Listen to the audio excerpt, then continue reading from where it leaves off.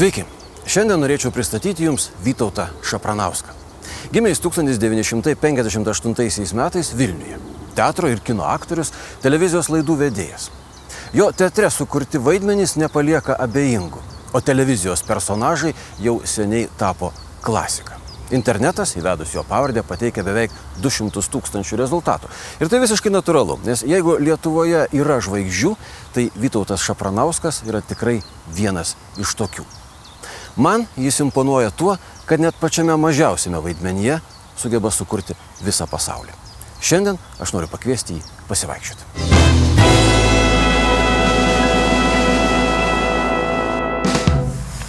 Labą dieną, Vytautai. Labas ryti. Malonu, kaip abudu iš karto su mikrofonais. Atsitiktinai, visiškai atsitiktinai. Kaip netikėta. Kas galėjo pagalvoti, kad mes susitiksim ir iš karto turėsim po mikrofoną. Ačiū, kad sutikote išėti su manim pasivaikščioti. Ačiū, kad sutikot mane sutikti čia. Einam? Einam. Žinot, aš pradėsiu iš karto, apsikeiskim vietomis. Gerai, aš iš kairės. Tai bus gražiau, nes tai, kad mikrofonas su mikrofonu, ne? Pirmiausia, aš norėsiu pradėti, jeigu galima, nuo čechoviškos panegyrikos. Kai aš pasižiūrėjau Garfieldą, tai man norėjosi mest garsint filmus ir užsiimti 16 amžiaus japonų meno studijom. Tas irgi nėra blogai. Bet iš to labai sunku pramaitinti šeimyną paskui. Nu, matai, vien iš Garfieldo irgi šeimynas nepramaitinsi. Ar jums artimas ko nors tas Katino personažas? Beprotiškai. Visų pirma, buvo labai įdomu dirbti, todėl kad dirbo labai gera komanda. Dirbo režisierium Andrius Ružickas, su kuriuo mes daug metų pažįstami, ir jisai leido daryti, ką nori. Nesvarbu, kas ten atitinka, netitinka originalo, kad ten Bill Murray'us garsino, negarsino. Svarbu, kad būtų lipsingas. Nu, žinai, kas yra lipsingas. Tai, kad atitiktų lūpos, garsas ir nesvarbu, kad tu ten šneki. Turbūt tiesa, kad jūs visada įdedate kažką tai savo. Be jokios abejonės. Jūs neskaitote teksto taip, kaip parašyta. Oi, ne. O paties Katino Garfieldo pažiūros į gyvenimą, ar artimos Vytautui Šapranauskui? Oi, šiaip tai jo. Šiaip iš prigimties aš esu labai didelis tinginys. Ir jeigu man galima būtų nedirbti, aš gulėčiau ant stalo tarp tų šratų ir tegul mane daužo. O cinizmas Garfieldo pačiam artimas? Argi jis ciniškas Garfieldas? Man pasirodė pakankamai ciniškas. Oi, ne, man atrodo, kad ne. Nu, gal kam nors, bet kadangi aš jį garsinu, aš jį stengiuosi daryti necinišką. Nu, kas ten paskutiniam epizode duoda su kulšim per snukį šuniukui? Nu, argi čia cinizmas? Argi čia cinizmas? Čia veiksmas. Lygus ato veiksmai. Čia tas retas atvejis, kai tikrai drąsiai galima pasakyti, kad ko gero įgarsinimas buvo geriau už originalą, už Billį Murray'ų. Apskritai, ką pats manot apie Hollywoodą? Oi, labai blogai, manau. Blogai Hollywoodas yra? Blogai, Hollywoodas yra blogai, man atrodo. Man, sakykime, labiau patinka Kopolos dukters Sofijos Kopolos filmas, Pasiklydę vertime. Čia ne Hollywoodo filmas, ar Hollywoodo irgi? Aš ne specialistas. Sunku pasakyti. Aš sakyčiau vis tik, kad tai yra Hollywoodas. Nu, reiškia, ir Hollywoodas padaro filmų, ne tik Lietuvos kino studija. O kuo Pasiklydę vertime pačiam artimas filmas? Nu, supranti, ten atrodo, lyg nieks nevyksta, o viskas to nusakoma.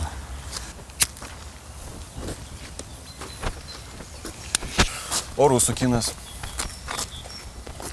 Yra toks reiškinys kaip rusų kinas? Yra, aišku, be jokios abejonės, bet tai yra toks kitoks kinas, kuris jau man, pavyzdžiui, yra šiek tiek praeity.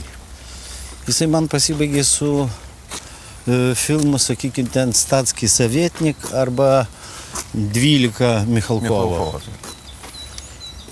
O visi kiti, aš suprantu, kad ten viskas gražu, ten tie admirolai, visi ten, dieve, ten tos masinės scenos, jos gražios, ten kompiuterinė grafika, milijonai sukišti, bet manęs tai nežavi. Ir paskutiniai rusų kinas, jeigu serialus mes galime įvardinti kaip rusų kinai irgi, ar ne? Tai yra kažkoks tai, mano galva, yra kliedesys visiškas. Ta, ką mes žiūrim tuos serialus dabar. Kuo ten kemša. po visos taip pavadinamos independencės, dabar prasidėjo kažkokia masinė gamyba, kuri paprasčiausiai pataikauja žiūrovui. Neugdo žiūrovo skonį, o pataikauja jam. Ir tai yra baisu. Ta patį mes matom ir kine, ir televizijoje, ir visame kame, netgi Lietuvoje. Na, galbūt dalis televizijos ir turėtų pataikauti žiūrovai, nes jos toks uždavinys yra. Ar ne? Nu, nemanau. Nu, tarkim, yra tokia televizijos laida, aš ją visą laiką miniu, aš ją žiūriu kaip siaubo filmą.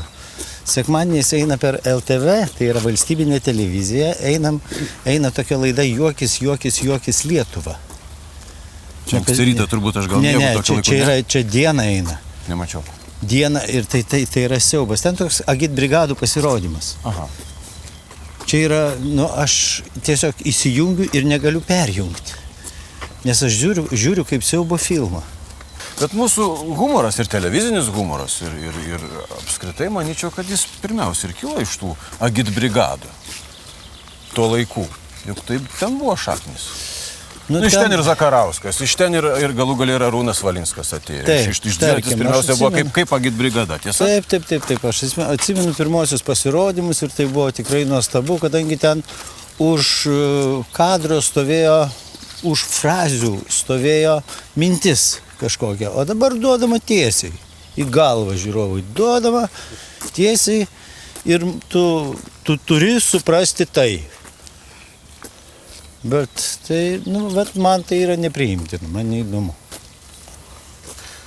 Bet jūs internete pasakojate anekdotus, kurie, sakyčiau, ne visi yra tokie geri kaip anekdotas apie raganosių. Be gematuko ir raganosiuką, jo? Ne, ten buvo apie raganosių, kad raganosis yra trumparegis. Blogai mato, bet su juo svoriu čia nebėjo problemos. Tai taip. Tai va, ne visi tokie yra geri. Tai taip, be abejo. Tai jeigu tu dirbi, tau reikia ne tik, kaip aš miniu, duonos, bet dar ir sviesto. Taip, kad būkime atviri, ta draugystė nutrūko su internetu, tu turi galvoje CTV. Taip? Aš turiu galvoje taip. Ir kartais jau biški atsisėda gerklė tau visas tas, tu jau nebenori to daryti. Jūsų darbė improvizacija labai daug reiškia, ar ne? Didžiąją dalį taip. Bendraujant su publika ypač. Ar improvizacija tai yra savotiškas savo laisvės siekimas? Oi ne, gink Dieve. Kad aš vis tiek padarysiu kitaip. Aš šiandien išeisiu, aš padarysiu kitaip. Aš nepadarysiu pagal scenarijų. Tai, matai, tiesą pasakius, mažai ką mes pagal scenarijų darom, nes nėra kas rašo scenarijų. Patikėk, suskaičiak man ant vienos rankos pirštų, kas rašo dabar gerai scenarijus. Banys, sakykime, Jonas, ar ne? Kine. Paskui Alvydas Šlepikas rašė bent jau pradžioj, kai buvo tos moterys meluoja geriau, bent jau kažką tai galima buvo sureksti. Dabar aš nežinau, dabar jis per daug užsiėmė žmogus, jis veda televizijos laidas, jis rašo, jis puikiai rašo eilėraščius. O kaip scenaristų nėra tokių. Taip, kad mes pasiimam tokią klišę scenarijaus ir jau darom pagal save. Ir ko gero, netgi scenaristai ir režisieriai to iš jūsų ir laukia. Čia žiūrėk, čia truputį parašyta, tu padaryk gerai, kad būtų. Nebūna taip? Ne, tu sakau, čia man biški kažkaip, nekreip dėmesio, daryk kaip tau reikia. Ir viskas. Pačiam nesinorėjo rašyti scenarijus? Mano kita profesija, aš visada sakau. Nerežisuot? Nerežisuot, aktorius, režisierius ir scenaristas yra kita profesija. O Vudis Alenas gali ir jums jisai patinka? Va, tai jisai yra genijus, o aš ne.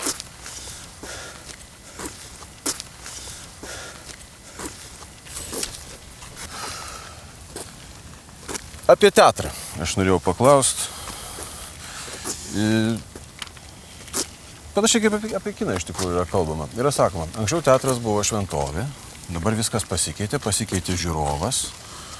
Ir dabar viskas yra labai blogai. Jums irgi taip atrodo? Nepasikeitė žiūrovas, pasikeitė požiūris pačių aktorių į teatrą. O teatras prasideda nuo Rūbinės, tai čia yra senos tiesos ir jos, man atrodo, jos jau pasikeitė jau ganokai seniai. Ir tie laikai, kai teatras buvo nuo Rūbinės prasidedęs, baigėsi matyti prieš 35 metus. O nuo ko dabar jisai prasideda? O dabar jisai prasideda nuo alaus bokalo, kurį žiūrovas atsineša į salę plasmasinio.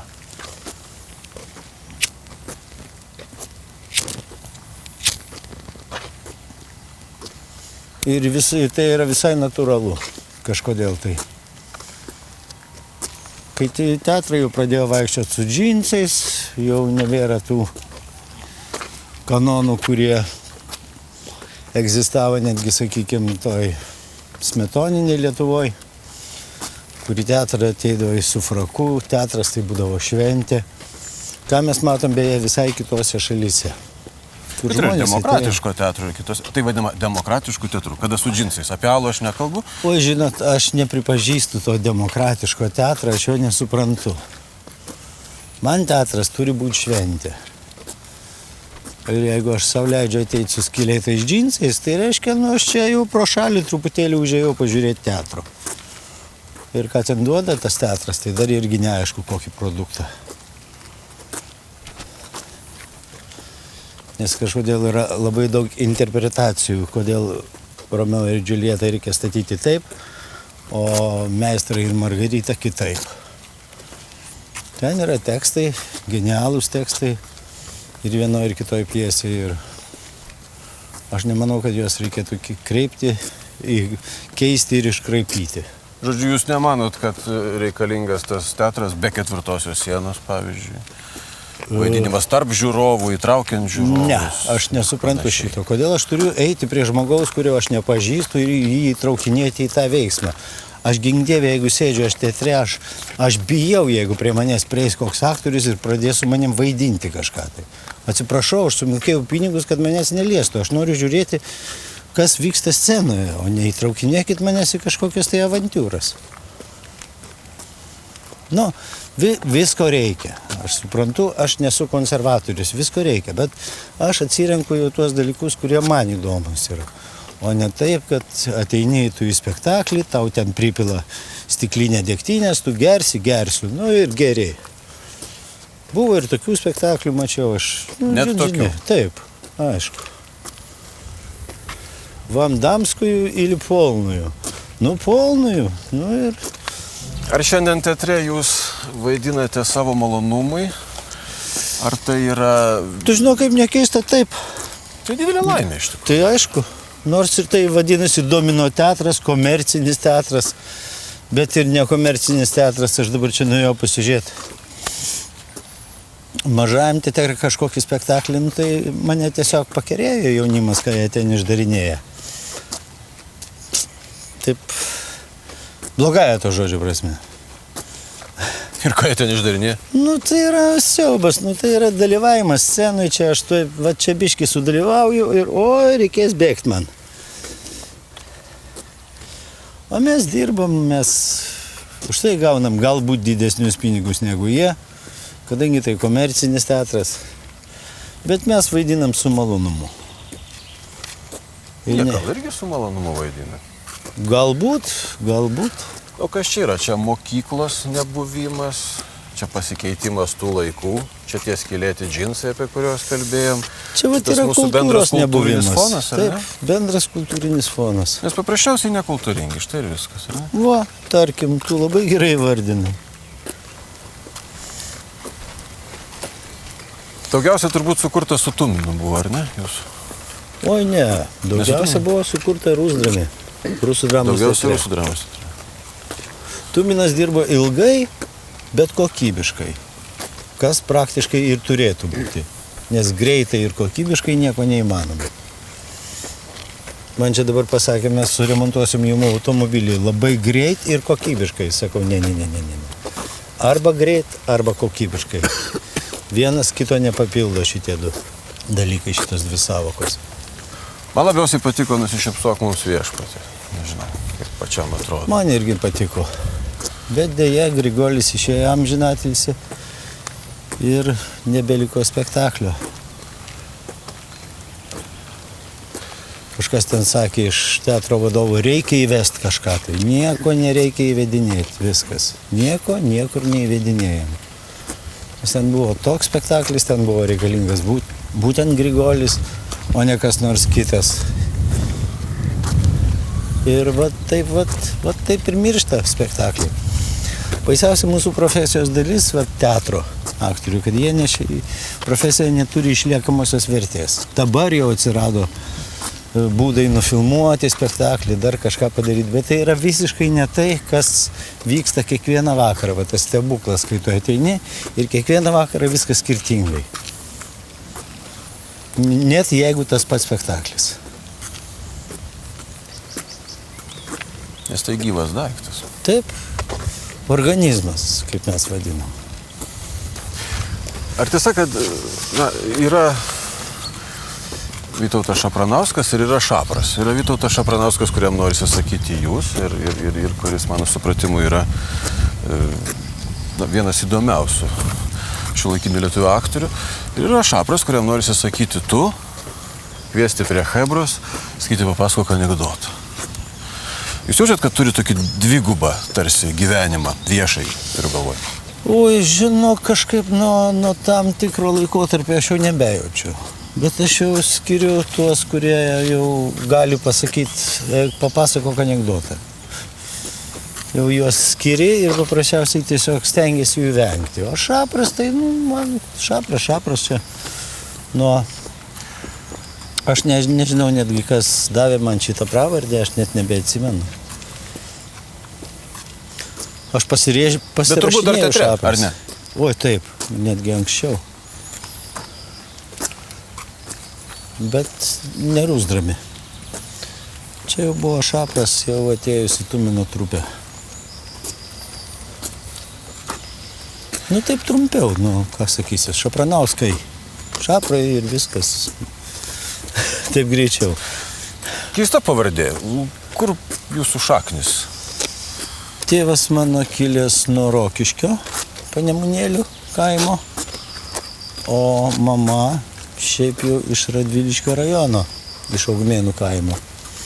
Nors genealoginis medis, kurį man atnešė, rodo, kad mano šaknis kažkur tai yra Ganoj. Ganoj. Taip.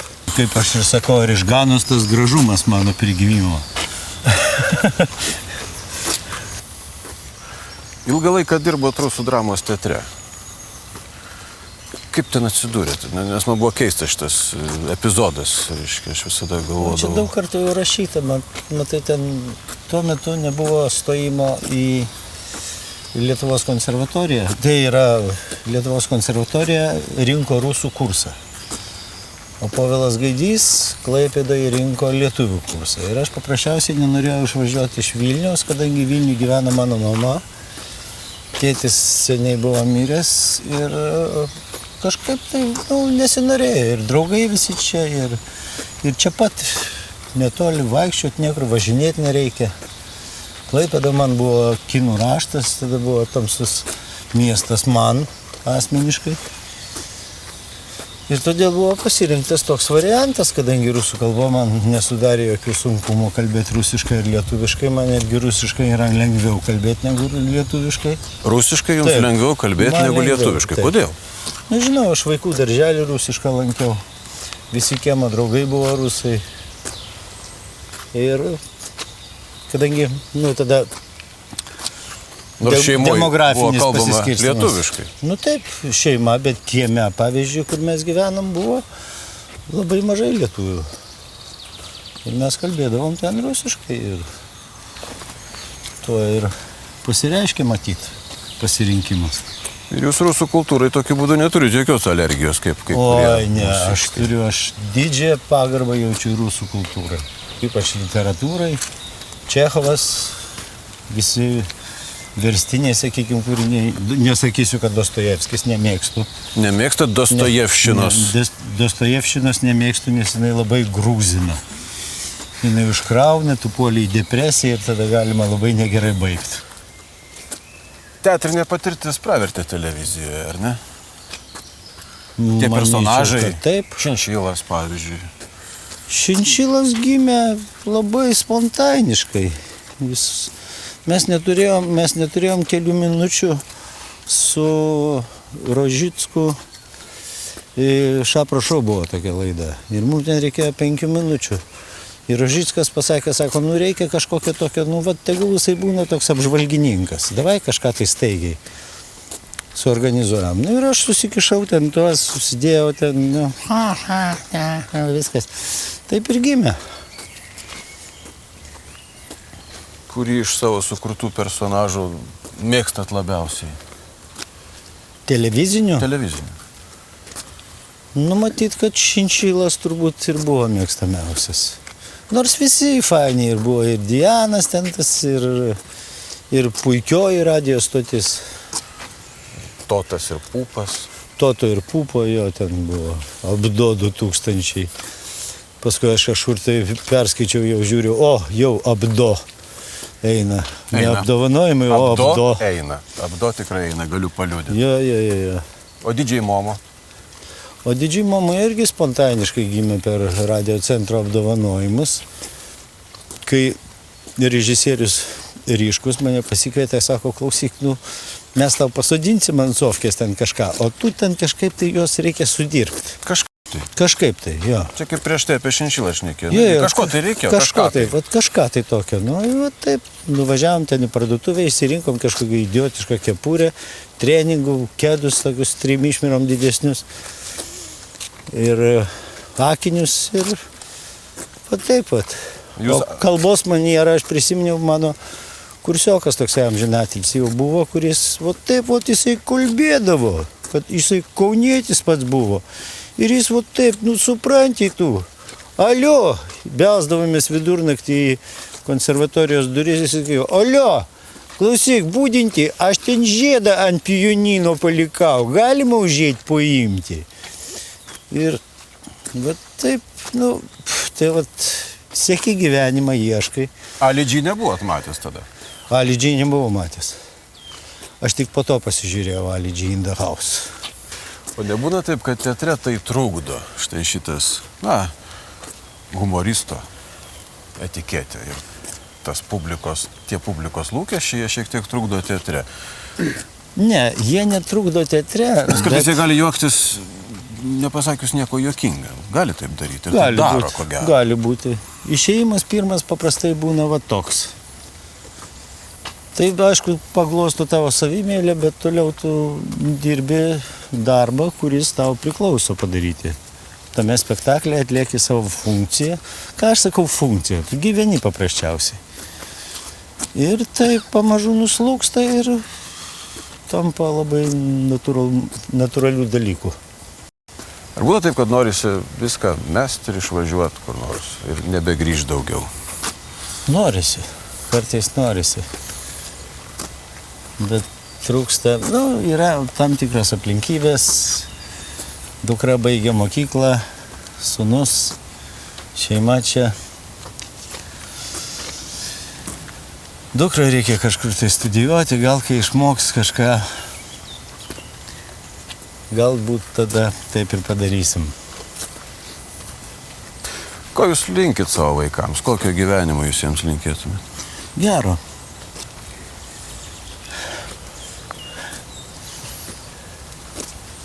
Gero, sutaus, kad nereikėtų lakstyti pas tėvą pinigų skolintis. Pabandykim pabaigti optimistinę gaidą, gal galim pabaigti optimistiškai. O mes pesimistiškai kalbėjom?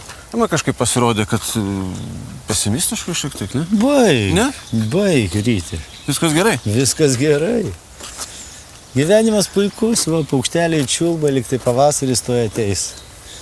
Lietutis nulyja. Važiuosim žvejot. Kokia didžiausia žuvį teko pagauti? 6 kg sazanas laukinis ir 8 kg lydeka. 1 kg lynas, o visų kitų, ten kur mariose traukia su samadūru, tai jau ten nesiskaita, man atrodo, tie, kurie šeriai ten tokie bet juos tik traukti reikia ir dėti. Tai čia aš neskaitau žvejybą.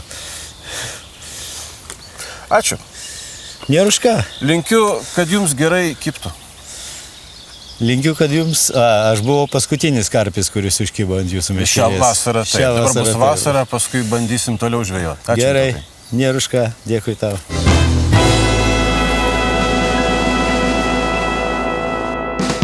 Oi, epilogas.